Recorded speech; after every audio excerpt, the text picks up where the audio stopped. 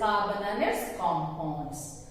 So in the previous chapters we have learned the various elements are classified into two types, that is metals and non-metals. And we learned also how metals and non-metals, they combine and form the ionic compounds. And when we talk about non-metals, the most important non-metal or the widely used non-metal is carbon.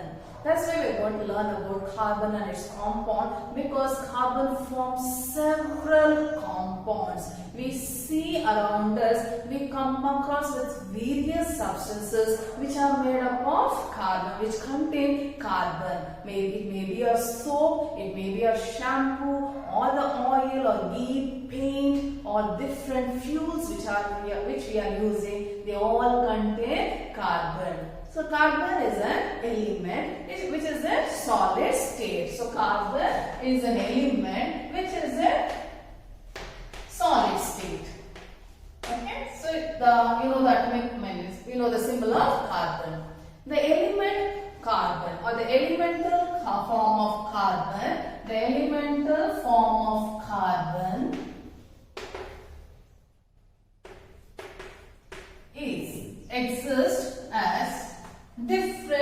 exists in different allotrophic form. It may be coal, it may be charcoal, or it may be coke, or the well-known ones we know, that is diamond, graphite, fullerene. You know the uses of all these things, right? So diamond, very well, is the favorite of all the women, the diamond jewelry. Graphite, which is used in our pencil lead, and fullerene. All these are different forms of carbon, which we call it allotrophic form. Allotrophic form of carbon. So what is allotrophic form is? Allotrophic form is the property of an element to exist in different physical form but has same chemical property, that is called allotropy. And you know very well, these are used as fuels, right? So this is elemental form of carbon.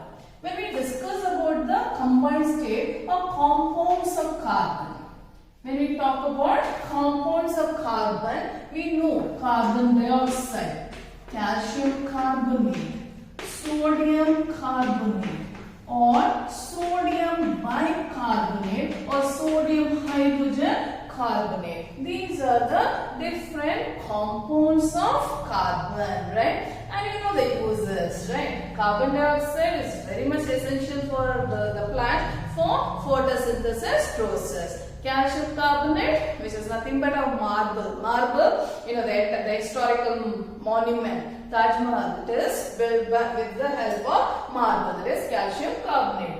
When we talk about sodium carbonate, it is our washing soda, and this is baking soda. So this is the compound form of carbon. Not only that, even in our body we have different compounds of carbon. Whether it is carbohydrates, proteins or lipid, they are all the organic compounds of carbon. What is organic compound of carbon means? If a compound which contains carbon and hydrogen. Essentially, it will be made up of carbon and hydrogen. Such compounds are called organic compounds. Organic compounds, right? So it may be the proteins, carbohydrates, and lipids. They are all organic compounds. So all the three contains carbon, hydrogen, and oxygen. Whereas in protein it contains nitrogen. So that is the organic compound. I hope you understood that, right? Then not only this, we know the soap. Already I told you, soaps, shampoos, okay, plastics, oil, paints, and several fuels, okay, floor tiles, cosmetics. All this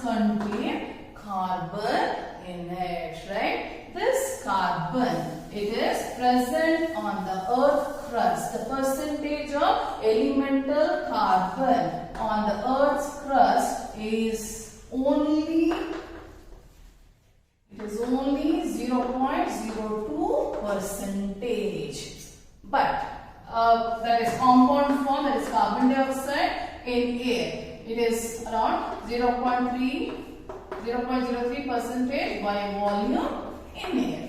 Only this much of percentage of carbon is present. Okay, it's very minimum percentage of carbon in the earth's crust as well as in the air, right? It's very less. Then how it is maintained? It is maintained when we respire, when we burn anything, it gives out carbon dioxide, we give out carbon dioxide. So that cycle continues. That's how the carbon cycle is maintained. Now we understood we understood the uses of carbon. That's why we have a separate branch of biology, separate branch of chemistry, which is dedicated to carbon alone, because carbon forms several compounds, and that branch of chemistry is called organic chemistry. Okay, that branch of chemistry is called organic chemistry. Now the question is, how the carbon compounds are formed. Whenever we talk about formation of compound, we know why compound is formed.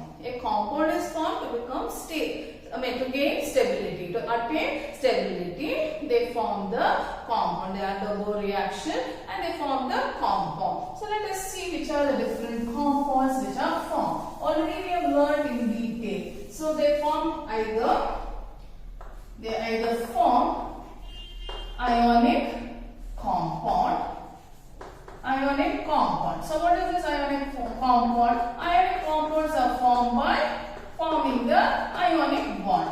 How ionic bond is formed? When a metal reacts with non-metal, it forms the ionic compound.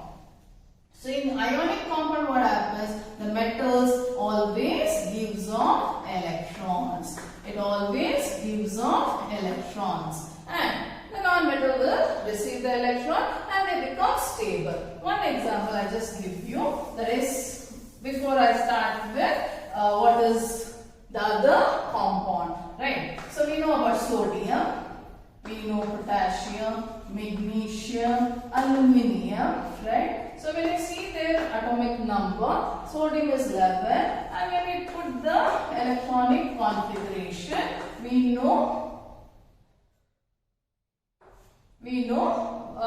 we'll come to know how they form the ionic compound, right?